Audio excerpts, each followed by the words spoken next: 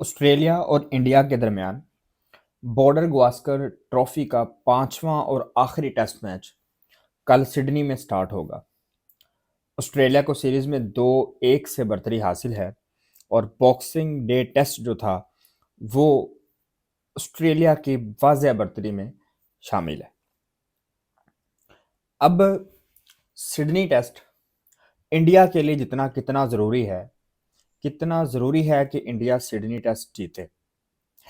देखें, India world test championship से almost बाहर हो चुका है।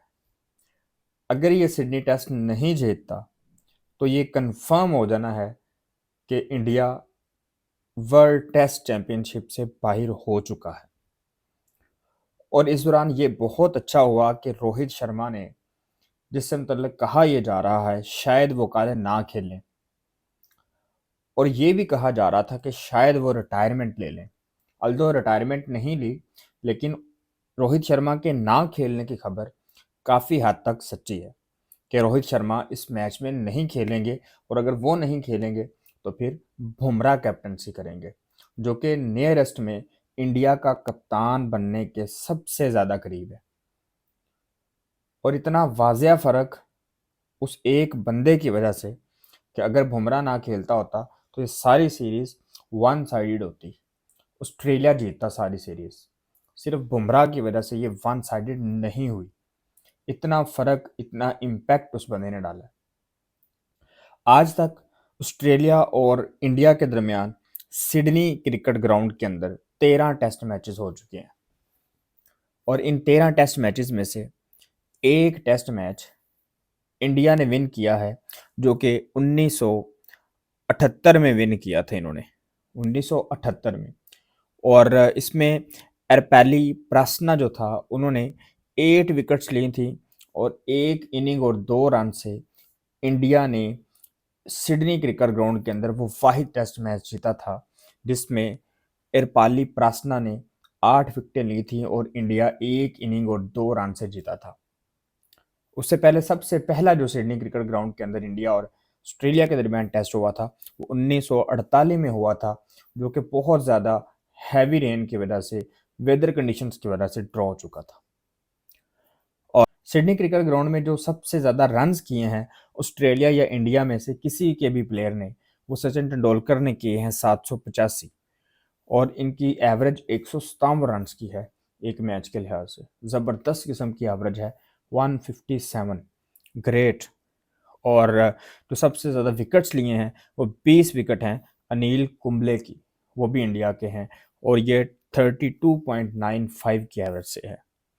और सबसे ज़्यादा जो रन्स किए हैं वो भी इंडिया के हैं, 705 रन्स किए हैं, और 7 खिलाड़ी आउट थे, डिक्लेयर की थी इनिंग इन्होंने 2004 में, और उस दौरान 241 स्कोर किए थे सचिन तेंदुलकर ने। जो कहा जाता है कि ऑफ स्टैंप वाली शॉट खेले बगैर सचिन तेंदुलकर ने 241 रन्स किए थे और वीवीएस लक्ष्मण ने 178 रन्स किए थे। अल्दो ऑस्ट्रेलिया ने 5 मैचेस जीते हैं और 7 मैचेस ड्रॉ हुए हैं, ये टोटल 13 मैचेस। अब कल का मैच जीतना इंडिया के लिए कितना ज़रूरी है, ये वर्ल्ड टेस्ट चैंपियनशिप के लिए और इंडिया को इज्जत से घर वापस भेजने के लिए बड़ा ज़रूरी है। कम से कम इंडिया ये कहे कि जी हम 2-2 से बराबर करके आए हैं, तो ये बहुत बड़ी बात होगी इंडिया के लिए कि अगर इंडिया बराबर कर देता है।